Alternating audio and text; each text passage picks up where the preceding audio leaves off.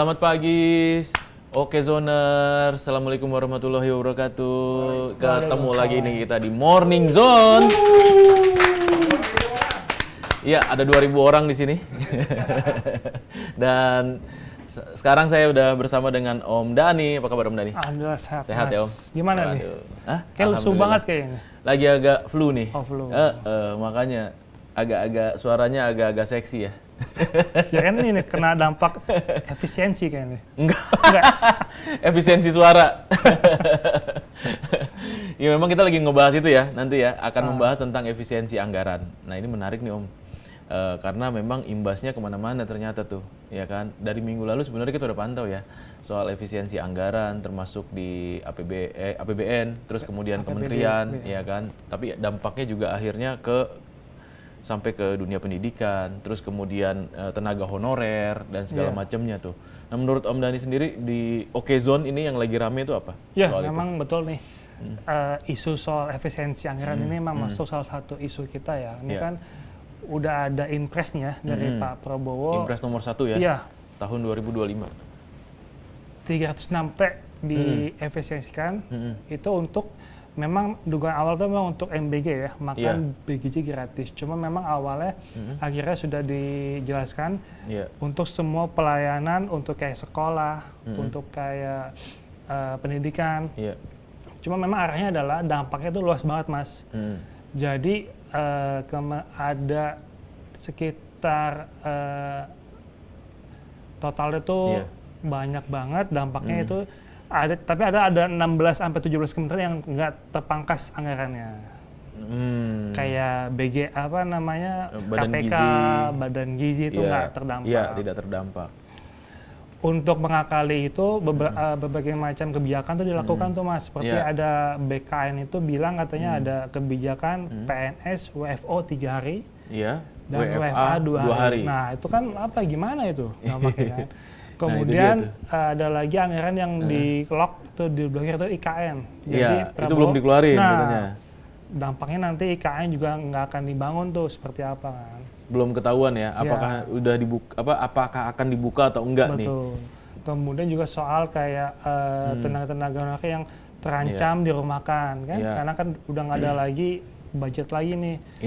Apalagi kan ada apalagi tuh yang kemarin tuh Komisi Yudisial kan bilang katanya 58% dipangkas, gaji akan sampai bulan Oktober tuh Mas. Hanya sampai bulan Oktober. Betul. Selebihnya nggak gajian mereka. Nah itu dia, makanya kan ini mungkin salah satu kebijakan yang harus lihat secara luas lah. Apakah emang betulnya untuk MBG atau untuk yang lain Mas gitu kan. Iya. Dan memang harus ada pertimbangan-pertimbangan lain ya, karena kebutuhan masyarakat ini bukan hanya makan bergizi gratis kan. Betul. Ada banyak gitu, ya kan, termasuk juga sebenarnya yang paling urgent juga soal pendidikan. Ya kan. Nah, dengan adanya pemangkasan ini, infonya juga pembangunan sekolah juga Kemendikdasmen itu dipangkas 8 triliun, Kemendikti-Saintek 22T. Itu kan berdampak ke pembangunan sekolah, mungkin kayak dulu kan namanya dana bos Mas ya, dana bos, soal kayak juga ada info soal gaji guru seperti apa kan, gimana. Kalau emang nanti dipangkas lagi nih, pasti kan menteri bingung nih, pos mana yang akan dialokasikan untuk pos lain kan gitu. Oke. Dan ini sebenarnya jadi dilematis juga ya. Di satu sisi memang pemangkasan ini hal yang baik karena memang kita lagi dalam tanda kutip krisis budget APBN nih gitu. Tetapi di sisi lain harusnya program-program pemerintah ini juga tetap jalan untuk melayani masyarakat gitu. Memang nih Prabowo ini sudah mengatakan ingin menghapus kayak anggaran yang mubazir. Kayak pejalan dinas yang nggak terlalu penting kan segala macam. Dia sudah menyinggung nih ada pihak-pihak yang dianggap raja kecil nih Mas. Iya, dia sempat ngomong tuh ya. Itu ngomong di mana ya waktu itu? Waktu itu di Surabaya di NU kan. Iya, benar. Dia ngomong ada raja kecil. Siapa tuh Mas ya? Itu dia tuh, nggak tahu tuh. Intinya dia tapi dia banyak ini loh, menyindir-nyindir loh. Ada yang bilang saya, ada yang bilang saya. Nah, itu. Anda sudah tahu lah siapa orangnya gitu. Ya, kita nggak tahu sebenarnya. Tahu Mas Dan? Kayaknya adalah kayaknya. Iya, tapi Pak Prabowo memang lagi seneng ya pidato dengan ini ya, dengan gaya dia ya. Retorikanya tuh retorikanya. Udah mulai kayak ada isu-isu reshuffle juga Mas ya. Kayaknya akan ada hal-hal yang kayak gitu ya. Kita cuma bisa prediksi sih ini ya. Oke, Zoner saya nggak bisa memastikan apakah emang akan ada atau enggak, tapi dari gaya-gayanya memang ada sedikit keinginan beliau untuk ayo dong semuanya dong gitu. Iya. Tetap di track yang benar gitu. Tapi jangan melenceng kemana-mana nih gitu. Terutama tapi memang harusnya Prabowo juga melihat Mas dampak ini itu seperti apa sih efisiensi ini kan. Nggak cuma untuk menghemat anggaran tapi ini akan dibawa kemana nih. Kecuali emang deh efisiensi untuk di-save kan. Kan enggak efisiensi untuk digunakan untuk dialokasikan kan? Untuk program yang lain. Nah, dampaknya luas banget Mas kan. Ada yang kena di pendidikan dasar kan, sekolah SD, Saintek, IKN, PU lagi kan. Apalagi data PU itu menyebutkan Prabowo hanya membangun 13 kilo jalan tol. 13 kilometer? Iya, bayangin aja Mas. Pendek banget ya? Kemana tuh Mas? Jakarta, Depok kali ya? Iya bener ya. Anggaran PU hanya tersisa 20-an T. Dan itu nggak cukup untuk membangun. Nggak cukup, paling intinya hanya 2 pos yang nggak dipotong, yaitu pos belanja pegawai, gaji sama bansos. Oke. Ya waktu itu juga Dewan Ekonomi ya. Iya. Luhut Binsar ya juga bilang ya bahwa anggaran bansos itu tidak tepat sasaran ya, separuhnya. 500 T, Pak Luhut ngomong kan, mengaku ini dia baru ngomong deh kan, mungkin setelah lepas dari Pak Jokowi kan, dia ngomong ya. Dianggap data ganda, KTP ganda juga, makanya setengahnya hanya tepat sasaran. Saya kemana Mas? Nah itu dia tuh. Apakah untuk itu kan? Iya, tapi kan dengan kondisi ya itu yang lalu lah ya, tapi itu menjadi beban ekonomi untuk pemerintahan yang sekarang. Nah dengan pemerintahan yang sekarang ini otomatis akan sulit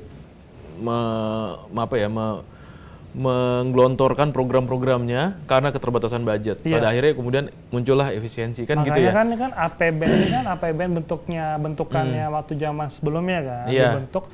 Cuma ada masa tim transisi itu kan yang ada Wamenku Thomas itu yang keponakannya Pak Prabowo masuk ke jadi Wamenku. Tapi kan nggak semuanya mengakomodir semuanya programnya Pak Prabowo kan, termasuknya MBG tersebut kan. Mungkin nanti nextnya ke depannya saat penyusunan APBN tahun depan mungkin semua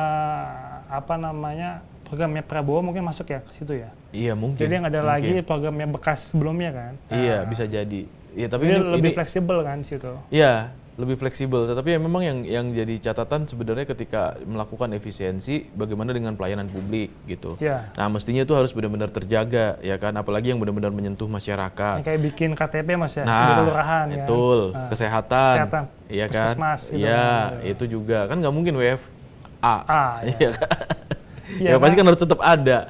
Nah terus kemudian fasilitas-fasilitas yang memang untuk kepentingan publik ya jangan sampai juga kena potong gitu. Betul. Ya kan, karena kasihan juga publiknya gitu. Birokrasi ini yang harusnya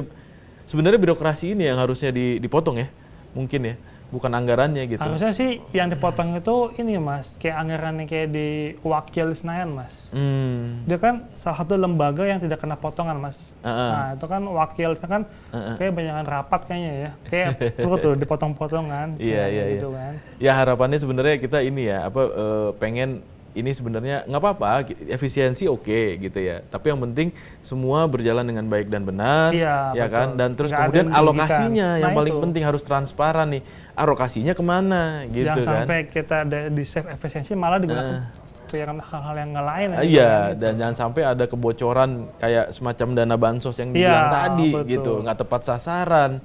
Gitu kan, harapannya kan ini benar-benar menyentuh ke masyarakat gitu ya. Apalagi kan ekonominya itu kan ditarget 8% Mas. Dengan APBN dipangkas, dipotong kan, itu bagaimana kan? Sementara kan ada beberapa pihak yang hidup dari APBN Mas. Misal gini, UMKM nih, dia sudah long kontrak sama beberapa, misalnya sama perusahaan, misalnya pemerintahan lembaga misalkan. Tiba-tiba dipotong anggaran itu gimana kan, dipotong lagi UMKM yang nggak dapat lagi alokasi misalkan ATK, perjalanan dinas seperti travel, hotel gitu Mas. Kalau misalnya untuk anggaran-anggaran yang memang tidak penting sih nggak masalah ya dipotong ya, tapi anggaran-anggaran yang urgent itu jangan sampai dipotong. Nah terus kemudian nasib-nasib untuk yang honorer kayak gitu-gitu tuh. Nah itu saya dapat info memang beberapa teman di Kementerian Lembaga, infonya adalah tidak akan diperpanjang Mas. Jadi karena sudah nggak punya budget, mau nggak mau honor ini mungkin sekarang dirumahkan dulu. Nanti lama-lama mungkin awalnya kan kita akan diangkat menjadi P3K kan. Iya benar. Kalau misalkan ini betul-betul memang fix dipangkas, itu infonya adalah tidak akan diangkat jadi P3K, malah akan dirumahkan Mas. Oh jadi proyeksi mereka yang harusnya jadi P3K itu nggak akan realisasi? Karena nggak ada anggaran ya kan. Wah kasihan juga ya. Kan apalagi ada beberapa isu di mana teman-teman kita juga kan bilang ada terdampak efisiensi seperti pegawai-pegawai yang non tetap. Nah itu kan. Yang kontributor kena juga gitu kan di teman-teman kita yang lain kan. Jadi isunya yang nggak ada anggaran lagi gitu kan. TVRI juga kan. Tuh. LPP kan yang terdampak. LPP ya. Karena kan dia dapat dana PSO APBN ketika dipangkas semua mau nggak mau yang non ASN udah selesai gitu. Ini menarik sih sebenarnya ya ketika kita bahas soal ini ya karena efeknya domino nih. Luas banget. Iya kan luas banget kan. Betul. Bisa kemana-mana gitu. Nah nanti mungkin kita akan ngobrol-ngobrol juga dengan pakar ekonomi ya. Khususnya untuk jadi lebih jelas gimana arahnya nih. Gitu kan. Betul. Siap. Oke Zoners jangan kemana-mana tetap di Morning Zone. Ya masih di Morning Zone masih bersama saya dengan Andri dan juga Om Dani. Siap. Masih bahasannya terkait soal anggaran ya. Efisiensi anggaran ya kan dan ini kita akan ngobrol-ngobrol ya lebih lanjut lagi dengan pengamat dan pakar ekonomi sekaligus juga dekan FEB Universitas 11 Maret Solo Prof Bimo Rizky Samudro PhD. Kita sapa dulu kali ya. Halo Prof Bimo, apa kabar Prof? Selamat pagi. Ya, baik ya. Pagi. Iya. Prof, sehat Prof? Ya. Prof kita sehat selalu ya. Iya, Prof, kita ngobrol-ngobrol tadi dengan Om Dani juga nih, Prof, terkait soal anggaran, efisiensi anggaran gitu. Nah, kami melihat ada tidak koheren antara kebijakan efisiensi anggaran ini dengan program-program pemerintah nih, Prof. Nah, menurut Prof sendiri, hal tersebut seperti apa sih nantinya, Prof? Gitu. Oke, ya baik, selamat pagi sebelumnya. Jadi kalau dari yang bisa saya tangkap di sini ya, sebenarnya kalau ada koherensi ya, antara penghematan atau efisiensi di beberapa sektor ya, atau di beberapa aspek yang mungkin biasa pengeluaran banyak ya, kayak operasional rutin ya, dari beberapa kementerian dan seterusnya, mungkin bisa kalau dialokasikan ke ibaratnya ke fasilitas publik ya, ke pelayanan publik atau ke infrastruktur, itu masyarakat bisa terima ya. Ini yang jadi pertanyaan adalah efisiensi di beberapa kementerian ya. Misalnya kemarin ada satu liputan yang berkaitan dengan beberapa kondisi di beberapa kementerian gitu ya untuk mengeluarkan pengeluaran rutin terutama untuk energi ya. Jadi lampu-lampu jam 15, jam 16 itu di beberapa kementerian sudah dipadamkan ya. Sehingga kemudian beberapa spot kerja ya, tempat kerja mereka sudah pulangkan, mereka harus diminta bekerja di rumah. Mestinya ini kan kalau dananya dialokasikan pada fasilitas publik ya, atau infrastruktur seterusnya, ini nggak masalah. Tapi kalau kondisi seperti ini kemudian jam 15, jam 16 sudah dimatikan lampunya, pegawai pulang ya, kemudian mereka harus kerja di rumah, masih di perjalanan ya kalau di Jakarta. Apakah ini kemudian juga bisa disebut sebagai suatu produktivitas gitu ya? Artinya prioritas malah turun ya. Kemudian alokasinya untuk apa tadi istilah fasilitas publik ya, itu justru belum tersampaikan atau istilahnya tadi tidak ada koherensi antara penghematan ini atau efisiensi ini dengan meningkatnya fasilitas publik atau meningkatnya infrastruktur atau mungkin misalnya dikaitkan dengan makan gratis dan seterusnya atau makan bergizi. Apakah memang ada koherensi dengan penghematan dari pengeluaran-pengeluaran yang ada di beberapa kementerian atau beberapa departemen ini gitu.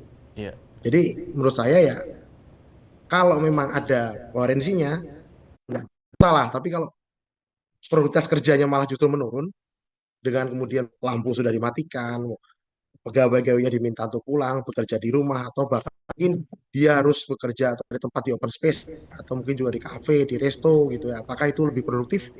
Kita nggak tahu gitu ya. Iya. Ya, masih dalam pertanyaan gitu. Apakah mungkin kerja di tempat yang mungkin katakanlah di kafe dan resto tadi itu justru ada efisiensi atau justru malah pengeluaran personal buat para pegawai-pegawai tersebut. Jadi itu Pegawainya makin boros ya Prof ya.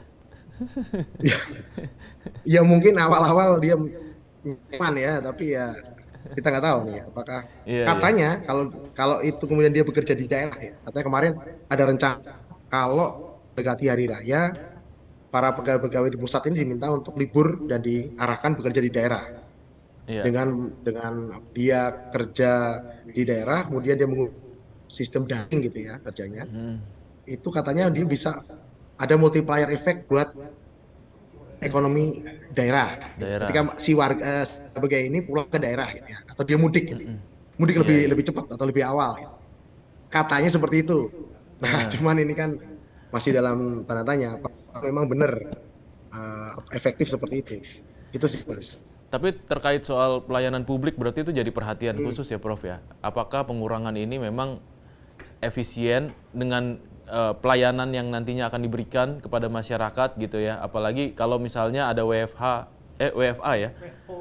WFA, iya WFA 2 hari ya, WFO-nya 3 hari gitu untuk ASN. Dan ini kan akhirnya jadi banyak spekulasi-spekulasi nih. Apakah kemudian pelayanannya nanti hanya 3 hari aja 1 minggu gitu. Wah ini repot juga nih kalau untuk masyarakat yang benar-benar membutuhkan dan apalagi memang ada pelayanan-pelayanan yang langsung menyentuh ke masyarakat gitu Prof. Menurut Prof sendiri seperti apa? Ya, jadi kalau misal 3 hari kerja di office, kemudian 2 harinya dibebaskan dia bekerja di mana saja. Mungkin untuk beberapa pekerjaan, ya, koordinasi bisa dilakukan ya. Artinya bisa menggunakan daring, sistem daring gitu. Bisa mungkin kita bisa mengukur kinerjanya, bisa mengukur efektivitas kerjanya dan koordinasi di tiap-tiap apa namanya bagian atau di tiap-tiap sub ya di kementerian misalnya seperti itu. Tapi untuk apa namanya office atau kantor-kantor pemerintah yang dia memberikan pelayanan pada publik langsung ya pelayanan langsung yang tidak bisa digantikan lewat daring ini tadi seperti yang bilang masih menjadi pertanyaan apakah masyarakat justru malah tertunda ketika dia mau menyelesaikan apa namanya suatu suatu kebutuhan yang misalnya untuk perizinan dan seterusnya justru malah karena pegawainya tidak bisa ditemui langsung dan sistem apa daringnya, sistem online-nya tidak bekerja dengan baik atau belum tidak baik, ini bisa menjadi penghambat justru dari apa pelayanan pada publik. Meskipun tadi saya bilang kalau misalnya pengeluaran turis air dan seterusnya untuk para di kementerian tadi bisa dikurangi gara-gara pegawainya diminta untuk pulang lebih awal gitu ya, ataupun juga mungkin di rumah lebih banyak dibandingkan dengan di kantor misalnya ada 2 hari gitu ya. Nah, ini belum tentu alokasinya ini atau penghematan atau efisiensinya ini bisa dialokasikan ke tadi misalnya ke beberapa misalnya pelayan-pelayan publik ya infrastruktur publik yang baik. Kemudian yang kedua bisa jadi uh, apa dari sisi kinerja mereka ini juga perlu diukur apakah efektif atau tidak. Ada pekerjaan yang bisa terkontrol lewat online, ada yang mungkin harus dikoordinasi lewat dia koordinasi langsung dan juga pelayan publik juga bisa ada yang bisa lewat daring tapi ketika sistemnya belum berjalan baik gitu ya lewat daring atau online saya pikir juga tidak bisa menyelesaikan masalah secara langsung buat publik gitu ya mungkin itu sih mas. Prof, Ya. izin Prof, soal yang tadi dampak efisiensi ini kan kita punya target 8% ekonomi tumbuh ya. Nah, dengan Iya. pemangkasan ini gimana Prof ya untuk mencapai 8% tersebut Prof? Apa akan achieve gitu Prof untuk pertumbuhan ekonomi dengan adanya pemangkasan ini gitu? Kalau mas tanya saya pribadi ya Iya. saya boleh bilang 8% itu cukup berat ya.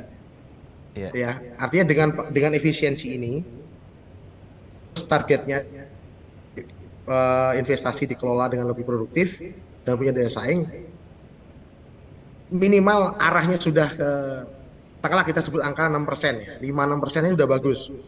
Kalau lari ke 8% saya rasa butuh Mas. Karena kenapa saya bilang butuh? Karena satu, kemarin kan logika pemerintah gini, ketika ada penghematan, masyarakat kan tadi saya bilang mereka ke daerah atau kerja di mana saja, nggak terpusat di Jakarta misalnya gitu. Harapannya ketika mereka itu kerja di anywhere gitu ya, mereka punya multiplier efek buat daerah atau lokasi tersebut. Ini yang jadi logika pemerintah, sehingga bagaimana ada spread ekonomi di daerah gitu ya, sehingga arah untuk mencapai pertumbuhan 8% ini bisa dicapai kan gitu. Jadi ada penghematan, ada spread ke daerah gitu ya, ada spread ke daerah. Nah, ini yang menjadi target pemerintah untuk bisa ada arah untuk pertumbuhan ekonomi 8%. Cuman saya pribadi tetap saya bukan mengatakan pesimis ya. Karena arahnya sudah, misalnya sudah ada efisiensi, kemudian dana yang bisa dialokasikan atau dikelola dengan baik, arahnya ke 6% aja sudah cukup bagus. Tapi untuk 8% dengan kondisi populasi dan kondisi misalnya perubahan iklim ya, yang itu tentunya berpengaruh ke arah harga pangan, karena ini arahnya ke arah inflasi dan seterusnya, kok saya rasa 6% ini masih berat ya Mas. Itu. Sulit berarti Prof ya, untuk sampai ke 8%. Iya. Dengan penghematan ini masih saya belum bisa ya. Kan tadi harapan gini, efisiensi di pusat, mereka kerja di daerah spread gitu kan, nyebar, multiplier nih. Masing pekerja ini artinya dia kerja dimanapun sehingga bisa membuat, katakanlah dia tadi misalnya kerja di mana di daerah di mana ada penyebaran. Nah, ada istilahnya kalau di orang ekonomi bilang ada efek efek merembes ke daerah gitu ya. Iya. Ketika collateral efek lah gitu ke daerah ya. Tapi kenapa saya masih pesimis, karena paling tidak itu bisa tercapai, nggak bisa hanya 6% gitu. Karena nanti masalah kondisi iklim, kemudian istilah ketimpangan ya antar daerah. Misal gini lah, apakah kerja daring bisa dilakukan di daerah-daerah terpencil sekarang? Nah ini kan jadi infrastrukturnya udah dukung belum gitu. Misal kamu kerja harus work from everywhere atau from anywhere gitu ya. Prof, kalau di Jawa saya rasa masih bisa gitu. Pertanyaan terakhir Prof, idealnya menurut Prof seperti apa? Kondisi idealnya? Dari saya sih kondisi idealnya sekarang gini, saya rasa kita ya, penghematan boleh atau efisiensi boleh, tapi menurut saya perlu diukur juga terhadap biayanya gitu ya. Jangan kemudian misalnya ada pemangkasan besar-besaran tapi alokasinya tidak jelas gitu. Terus saya kasih contoh misalnya negara Skandinavia ya, negara-negara Swedia, Norway gitu ya. Itu pajaknya tinggi ya. Diberikan pajak beberapa sektor. Tapi yang mereka pastikan adalah alokasi dari fiskalnya ini lari ke infrastruktur. Publiknya bisa kita bisa bilang bahwa mereka negara nggak sebesar Indonesia gitu ya. Indonesia tantangannya lebih besar karena kepulauan. Nah, menurut saya paling tidak tadi alokasi efisiensi itu pastikan dulu. Pemerintah harus pastikan ini loh, lari ke sini sekian persen, lari ke sektor ini sekian persen. Terutama yang sektor-sektor yang publik gitu. Nah, ini yang jadi memberikan trust juga kepada masyarakat. Siap. Itu sih. Siap. Terima kasih Prof atas waktunya. Sehat-sehat terus. Nanti kita ngobrol-ngobrol lagi ya Prof ya. Seru banget ini. Siap. Iya, terima kasih Prof. Ya, selamat siang, selamat pagi. Selamat. Ya. Oke Prof. Tuh kan. Apa tuh? ada efek domino kan? Iya, ada efek domino memang dari efisiensi itu gitu. Tadi yang seperti disampaikan, sebenarnya sih nggak masalah efisiensi. Asal tujuannya kemana? Tujuannya kemana, alokasinya nanti kemana PNS gitu. malah nggak jelas kan? Iya, benar. Ada yang mati lampu jam 4, ya kan? Hemat AC. Mau ngeprint nggak bisa, udah mati. Malah nanti akhirnya tertunda semuanya. Emang sih dampak itu infonya adalah ini untuk MBG, tapi kan masa ya semua untuk MBG kan? Iya, makanya harus ada juga program-program pemerintah yang langsung menyentuh ke masyarakat. Langsung dong. Iya, yang benar-benar dirasakan. Tapi tadi yang jadi garis bawah itu adalah sebenarnya trust. Nah, bagaimana pemerintah bisa memberikan kepercayaan gitu kan, rasa percaya gitu, mendapatkan rasa percaya dari masyarakat, gitu kan. Jangan sampai anggaran dicoret, malah untuk yang lain kan. Nah itu dia, jangan sampai. Wah keren banget ini obrolan kita nih Om Den. Nanti kita lanjut lagi ya. Oke Zoners, demikian Morning Zone untuk hari ini. Emang agak berat bahasannya. Tapi penting banget nih. Tapi penting. Ya paling nggak kita paham dan kita tahu ya seberapa besar sih efek dari efisiensi anggaran yang dilakukan oleh pemerintah.